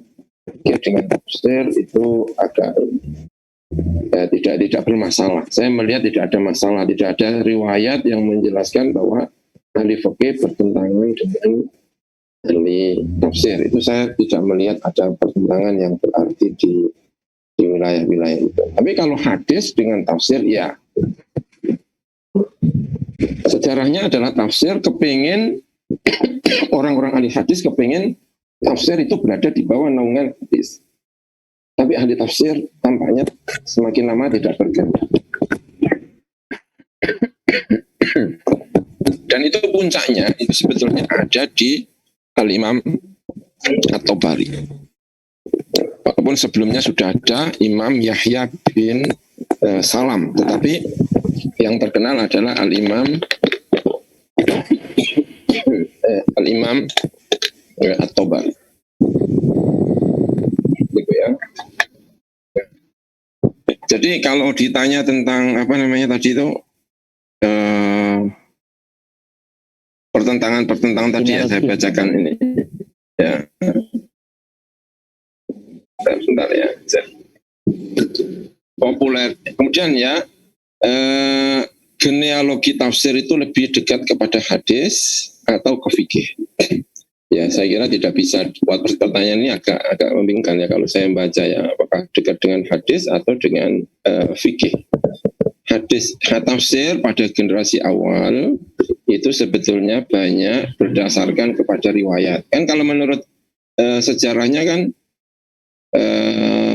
tafsir itu adalah disandarkan kepada Kanjeng Nabi. Karena setiap kali ada sahabat tanya, maka bertanya kepada Kanjeng Nabi. Nah, itu yang kemudian menjadi hadis sekaligus menjadi tafsir. Jadi hadis sekaligus menjadi tafsir. Tetapi di dalam satu sisi itu juga merupakan fikih. Dan itu perwakilan dari misalnya adalah Mu'adz bin Jabal. Mu'adz bin Jabal itu adalah min fuqaha'i sahabati ar-Rasul sallallahu alaihi wasallam. Dan dia punya otoritatif di bidang masalah, di bidang fikih.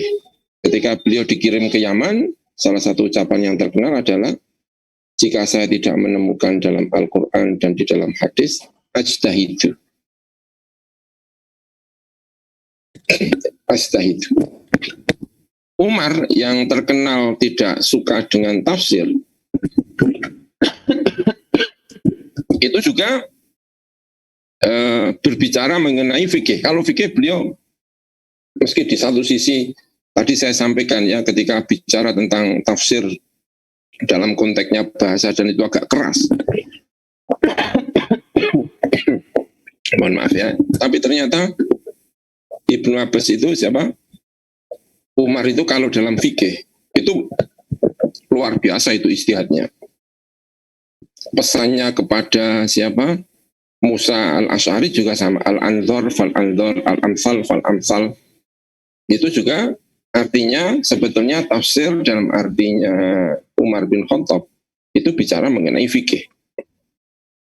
Jadi makanya dari awal sudah saya sampaikan dari awal tadi bahwa karena salah satu otoritatif terkenal tafsir itu Ibnu Abbas, dan Ibnu Abbas itu bicara fikih dan fikih tidak ada yang menentang.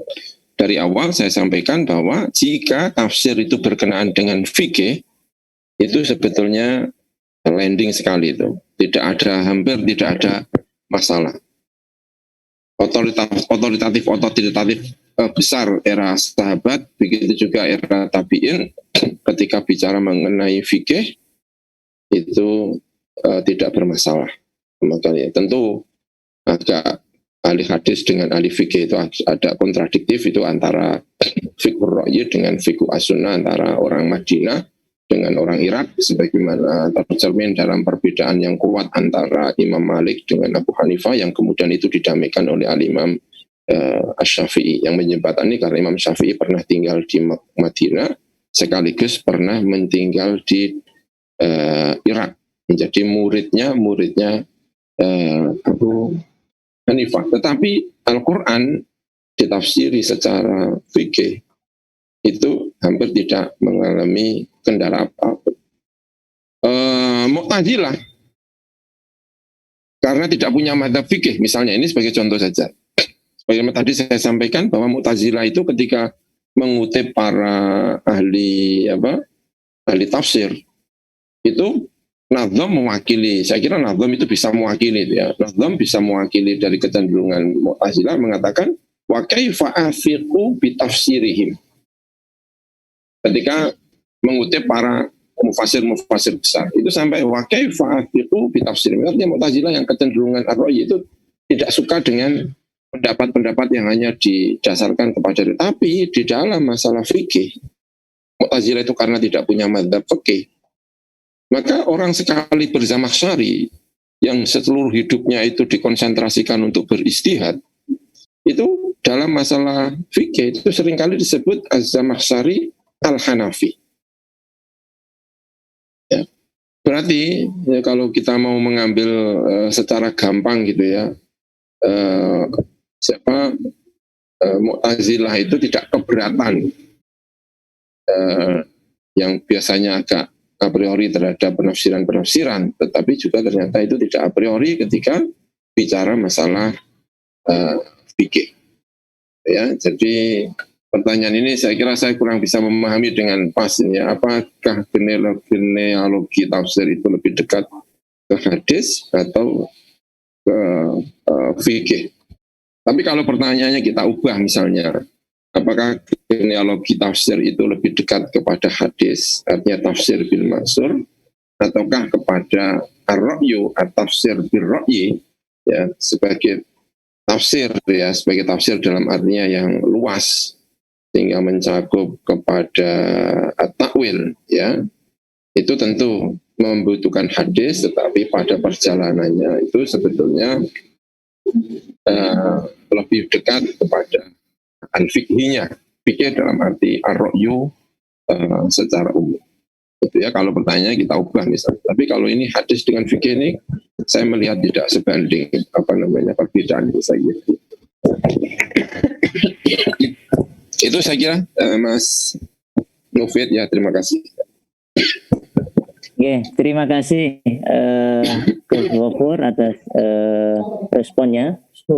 Teman-teman sekalian, mungkin masih ada yang mau bertanya langsung, bisa langsung menghidupkan mikrofonnya. Kita masih punya waktu sekitar 15-20 menit karena kita nanti akan berakhir pada pukul 3 sore. Dan berarti masih ada 15-an menit, 15 sampai 20 menit. Monggo teman-teman yang masih mau yang ada dipertanyakan secara langsung. Saya lihat di di chat ini. Oke, ini ada 2 pertanyaan ya. Oke, kalau tidak ada yang langsung, ini saya bacakan saja. Ini dari Ustadz Ahmad Muhdor. Beliau juga salah satu mahasiswa pasca sarjana S3. Tampaknya ada problem metodologis pada sistem kodifikasi tafsir bil ma'thur. Karena tafsir-tafsir genre ini biasanya menampilkan ra'yu dalam bentuk marwiyat. Karena kodifikasi terjadi di masa riwayat, sehingga pendapat-pendapat atau ijtihad-ijtihad tersebut diperlakukan hanya sebagai teks manqul semata, bukan dalam konteks keragaman ijtihad para pakar yang juga mencerminkan keragaman otoritas. Nah ini mungkin Gus Ofur nanti bisa memberikan respon atas komentar itu. Kemudian yang kedua dari ulangi tadi itu panjang sekali, itu gimana, itu menarik kayaknya. Saya baca lagi pelan-pelan. Ini komentar dari Mas Ahmad Muhdor, salah satu mahasiswa sarjana S3. Saya bacakan. Tampaknya ada problem metodologis pada sistem kodifikasi tafsir bil ma'thur. Karena tafsir-tafsir genre ini biasanya menampilkan pendapat atau ra'yu dalam bentuk marwiyat. Karena kodifikasi terjadi di masa-masa riwayat. Sehingga pendapat-pendapat atau ijtihad-ijtihad tersebut diperlakukan hanya sebagai teks manqul semata. Bukan dalam konteks keragaman ijtihad para pakar yang juga mencerminkan keragaman otoritas. Nah, mohon pencerahannya. Selanjutnya dari Mas Lendi, izin bertanya Kagem Yai Hofor, sejauh mana otoritas politik di masa-masa awal Islam berpengaruh terhadap otoritas tafsir? Oke, jadi ada satu komentar yang mungkin Gus Hofor bisa merespon, dan satu pertanyaan tentang sejauh mana otoritas politik di masa awal Islam itu berpengaruh terhadap otoritas tafsir. Monggo. Ya, terima kasih sekali ya. Yang pertama tadi memang benar ya. Jadi apa yang kita sebut sebagai tafsir bil ma'thur itu boleh jadi adalah tafsir bil ra'yi. Makanya tadi saya setuju, andekan ya, tafsir Tobari itu sanadnya dihilangkan, langsung kola tanpa ada an-annya, itu kesan tafsir Tobari sebagai tafsir bil ma'thur itu terkoreksi sangat jauh.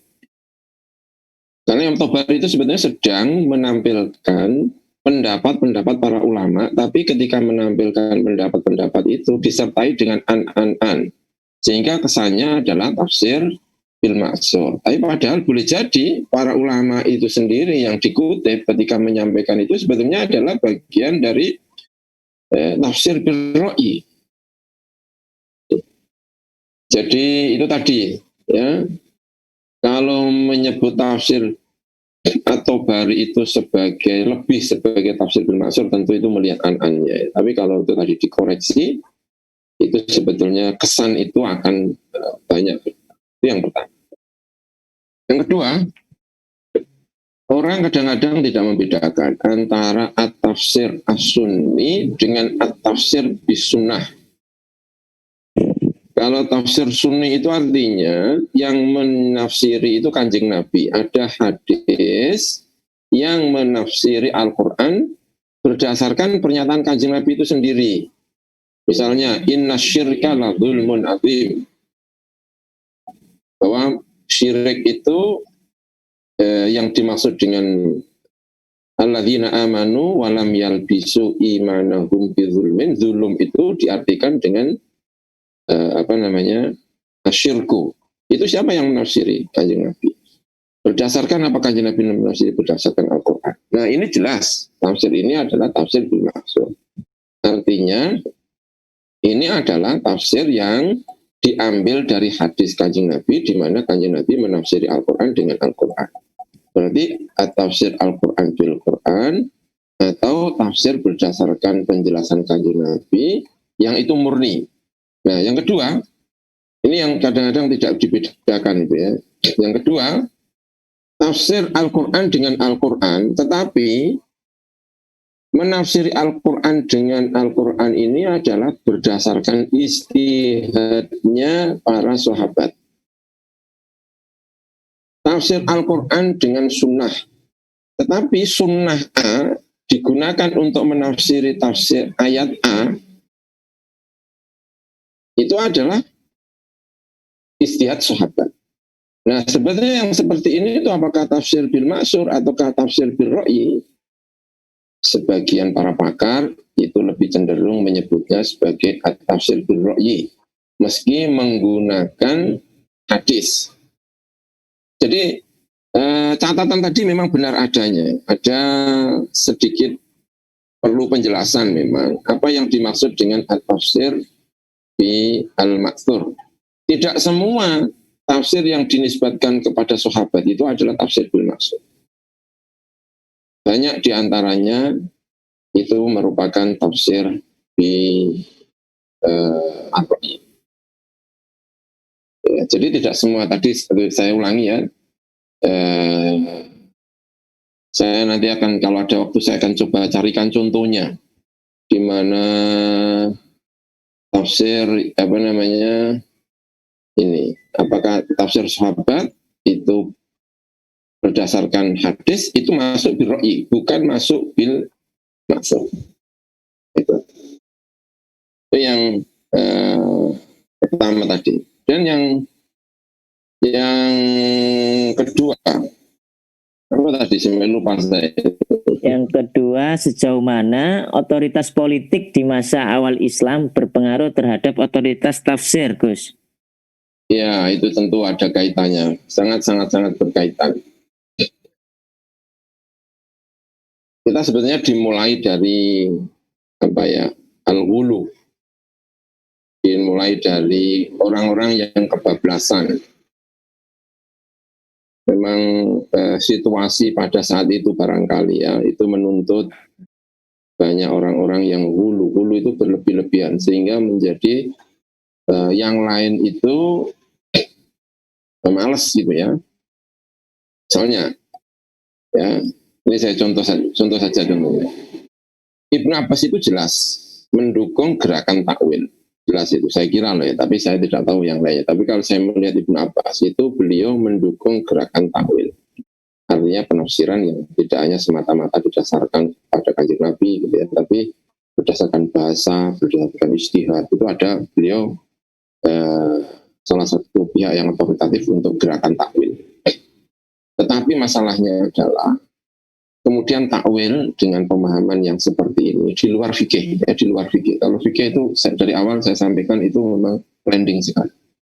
Itu kemudian diambil alih oleh Mu'tazilah.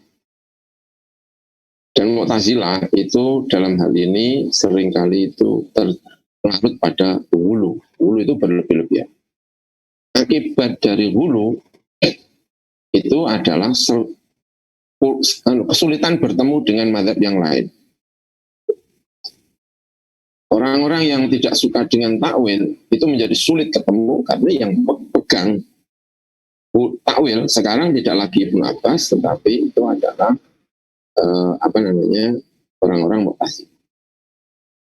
Nah, kaitannya dengan politik, Mu'tazilah itu kemudian ya secara politis itu kemudian kalah. Kemudian kalah memang. Dan itu berakibat fatal. Walaupun tadi ya saya sampaikan, sebetulnya kita ini punya tradisi yang baik ya. Walaupun banyak orang yang menentang tentang Mu'tazilah, karena sekarang secara politik sudah kalah dengan gerakannya Imam Ahmad bin Hanbal. Ya, ketika Mu'tazilah itu menang, itu banyak sekali itu. Ada Ar-Rumani dan sebagainya itu yang punya karya-karya top. Tapi ketika kemudian mereka ini adalah kalah, ya kalah ya gimana lagi? Ya secara politik kalah.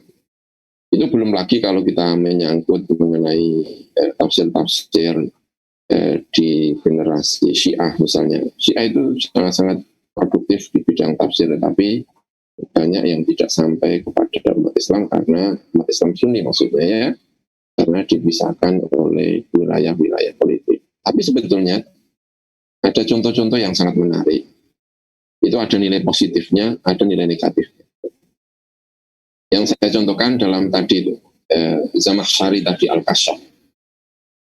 Nah, Al-Kashaf itu meski ditulis oleh orang Mu'tazilah, akan tetapi orang Sunni tidak a priori. Itu menarik menurut saya. Walaupun cara apa namanya cara menghasiai agak tendensius ya, biasanya menggunakan bahasa-bahasa yang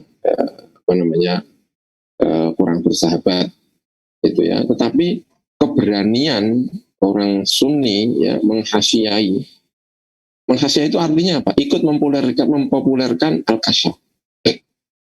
Dalam penjelasan buku tentang At-Tafsir wal Mufassirun, ya, sejarah tentang tafsir, salah satu tafsir yang paling populer di era itu adalah tafsirnya Al-Kashaf.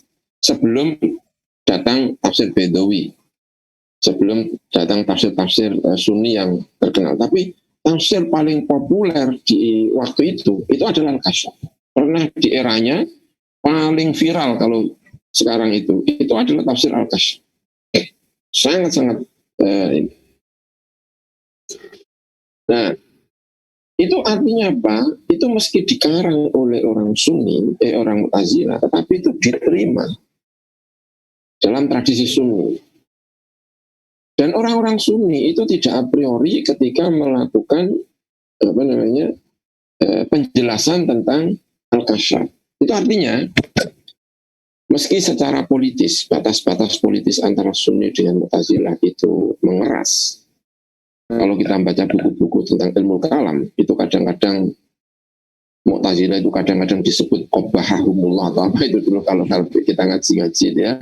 Tetapi itu dalam sejarahnya itu pernah dipopulerkan. Kitab Al-Kashaf itu yang mempopulerkan siapa? Ya orang Sunni sendiri yang mempopulerkan dengan cara dikasihi, dengan cara itu sangat-sangat dipopulerkan. Nah, gerakan-gerakan ini tuh sebenarnya menjadi contoh bahwa meski secara politis itu bertentangan dan banyak dipojokkan, tetapi ada di pojok intelektual, gerakan intelektual yang tidak begitu terpengaruh oleh gerakan-gerakan politik yang bisa terpengaruh jelas ada, tetapi ada kadar-kadar ketidakterpengaruhan sehingga buku itu tetap dipopulerkan. Itu menurut saya sangat-sangat menarik sehingga kita tidak terjerumus kepada pernyataan umum secara membuta bahwa perbedaan politik otoritas itu sangat ditentukan oleh kepentingan politik, walaupun tidak bisa dinafikan ya, tetapi adalah gerakan-gerakan ulama yang bisa menetralisir itu hal-hal demikian. Ya menarik sebetulnya itu. Seperti lambang julukan seperti ini lakopnya Imam Zamakhsyari itu kan mendaku diri, mendakwa diri kan namanya kan Jarullah, tetangganya Gusti Allah.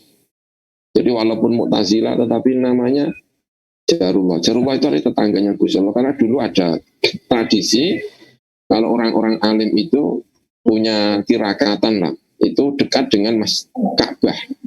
Nah, kalau orang asing datang ke Mekah berada di dekat Ka'bah itu sudah sah sebagai tetangganya Gusti Allah. Nah, Imam Zamakhsyari itu ketika menulis Al-Kashaf itu statusnya adalah sedang menjadi tetangganya Gusti Allah. Jadi mungkin hal-hal spiritual seperti ini itu mungkin ya itu bisa untuk menetralisir gitu. Jadi mohon nanti itu Syekh Yunus itu jangan hanya dokter saja lah, itu Kiai Haji gitu, biar ternetralisir dengan baik. Oke, Siap, Gus.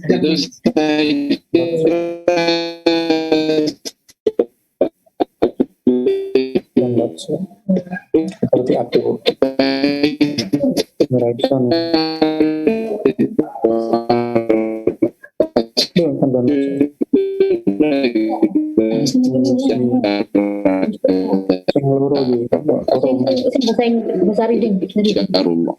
Tangganya Gusti Allah. Imam Rozi kurang apanya Imam Rozi? Juga sama sebetulnya. Itu juga ya, yang bisa saya sampaikan. Terima kasih sekali.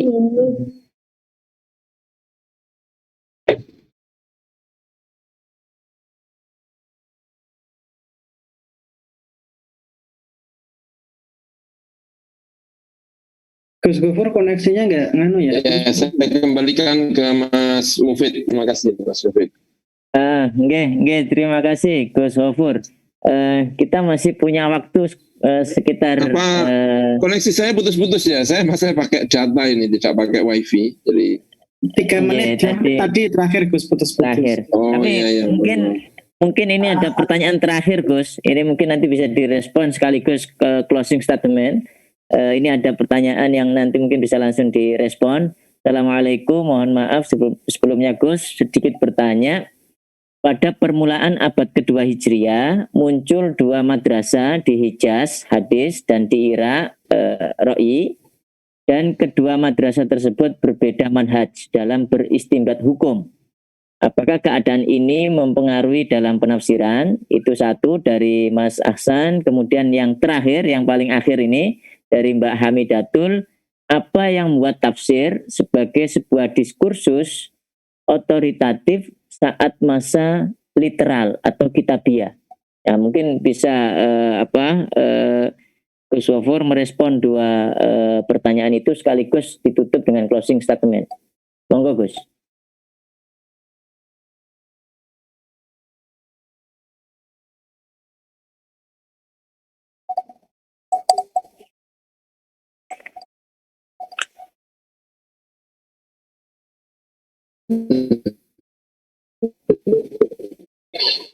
Mohon maaf sekali ini menarik sinyalnya di saya ini. Apakah suara saya bisa diterima? Nggih, suaranya masih kurang lancar suaranya, nggih.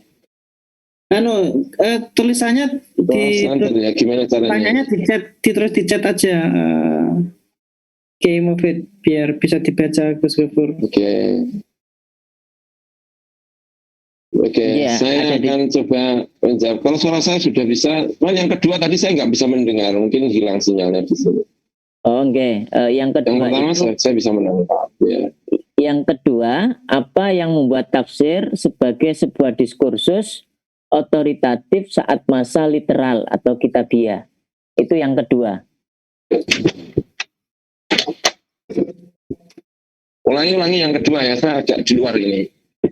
Yang kedua Ini ya. dari Mbak Hamidatul Hasanah, apa yang membuat tafsir sebagai sebuah diskursus otoritatif saat masa literal atau masa kitabiah? Baik. Saya akan coba mengilustrasikan ya. Di Basrah itu memang tempat bertemu ya. Misalnya disampaikan gini, Kufah itu 50% lebih itu adalah mawali. Betapa di Basrah itu begitu, Kufah dan Basrah ya. Tapi yang saya sampaikan ini adalah Kufah. Basrah kira-kira mirip-mirip, walaupun Basrah itu ini ya, ini mirip-mirip. Di Kufah, di mana di Kufah itu 50% itu orang Mawali, lebih dari 50% ada orang Mawali, artinya orang asing. Jadi dinamika pemikiran luar biasa. Kemudian di Basrah, di Basrah itu lahirnya secara baik ilmu nahwu. Karena mesti Aswad Ad-Du'ali itu mesti muridnya Sayyidina Ali, dan Ali itu berada di Kufah, tetapi Aswad Ad-Du'ali kan kemudian hijrah ke Basrah, sehingga murid-muridnya Aswad Ad-Du'ali itu banyak di Basrah. Nah, salah satu perkembangan yang sangat mempengaruhi terhadap tafsir itu adalah ilmu bahasa. Ilmu bahasa itu sangat mempengaruhi terhadap perkembangan ilmu. Nah, kalau tadi ditanyakan apakah fikih ra'yi di Kufah Basra itu mempengaruhi terhadap tafsir, ya, itu tidak hanya soal fikih, tapi dinamika di Basra dan dinamika di Kufah itu sangat kuat, sehingga ilmu itu banyak berkembang di sana. Tafsir itu banyak berkembang di sana. Tafsir awal, ya, seperti Az-Zajjaj misalnya, Ma'anil Quran Al-Farra.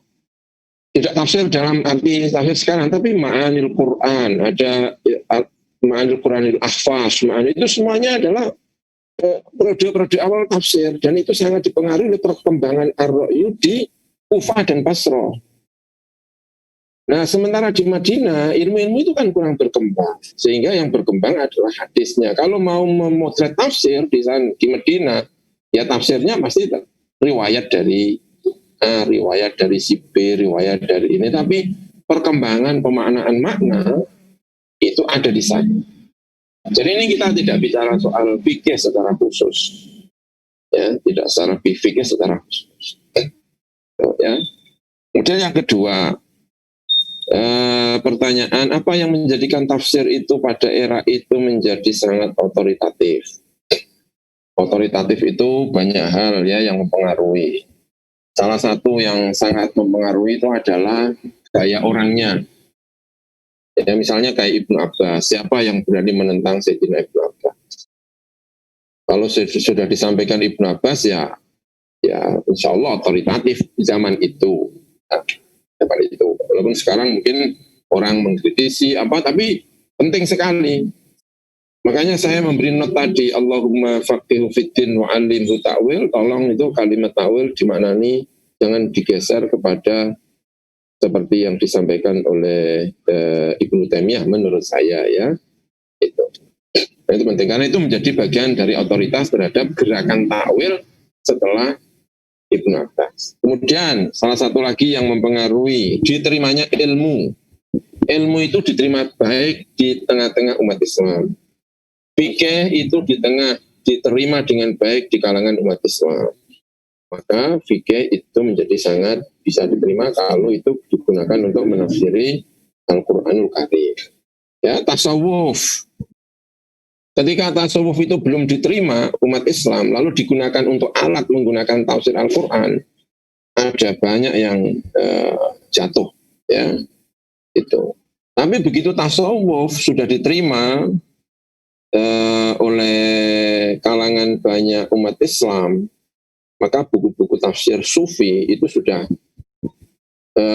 punya ininya sendiri, punya segmennya sendiri, ya, Ruhul Bayan, apalagi, ya, yang tafsir-tafsir yang berbau sufi, tafsirnya Al-Bushairi, bahkan tafsir Al-Alusi yang sangat terpengaruh Ibnu Arabi itu juga tidak dipandang sebelah mata, tetapi juga diterima sebagai bagian dari tafsir Isyari. Jadi ilmu itu diterima di tengah masyarakat, landing, ya. Al-Imam Ar-Razi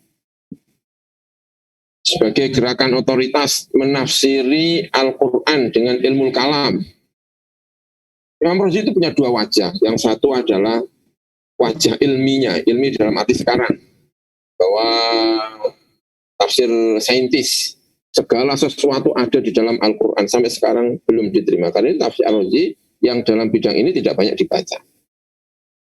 Al-Quran, Al-Fatihah itu memuat 1000 hikmah. Oh, itu kan gerakan sampai sekarang belum diterima secara luas, bahwa dalam Al-Quran itu ada segalanya. Itu kan belum bisa diterima dengan luas. Karena itu yang tafsir Razi urusan dengan wilayah ini kurang bisa diterima. Tapi penafsiran Ar-Razi di bidang ilmu kalam selama bertahun-tahun, karena Ahlus Sunnah wal Jamaah itu identik dengan Asy'ari, maka tafsirnya Ar-Razi di bidang ilmu kalam menjadi sangat-sangat berterima. Jadi banyak hal yang menjadikan sesuatu itu otoritatif. Nah, kita berharap sebetulnya ya ilmu-ilmu yang bermanfaat bagi kalangan umat Islam ya itu tadi itu memposisikan diri agar diterima sebagai orang yang otoritas gitu. Pak Yunus ini ya, Syekh Yunus itu yang ahli dibilang tasawuf. Itu kalau orangnya otoritatif, tafsirnya hampir pasti nanti akan menjadi otoritatif gitu.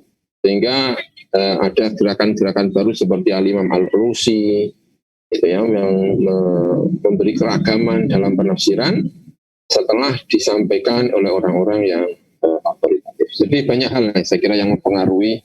Tentu itu adalah otoritas dalam arti masyarakat ya, bukan otoritatif dalam arti ilmiah. Kalau ilmiah itu kan al-hikmatu dhalatul mu'min aina wajata fa huwa haqqu biha. Kalau intelektual, kalau di bidang intelektual itu kan undur maqal wala tandur manqal dan sebagainya. Itu kalau kita bicara mengenai otoritatif di bidang para ulama. Yang dilihat adalah apa yang diucapkan selama benar, siapapun yang mengucapkan maka akan lalu simpel secara ilmiah. Ya, saya kira itu. Terima kasih Mas Mufid yang bisa saya sampaikan. Terima kasih. Maaf, saya kira ini waktunya sudah habis ya. Terima kasih. Mohon maaf atas segala kekurangan. Wassalamualaikum warahmatullahi wabarakatuh. Ini nanti kalau adik dan usul saya nggak diganggu malah sobek nanti simpen. Di mute, saya mau di mute.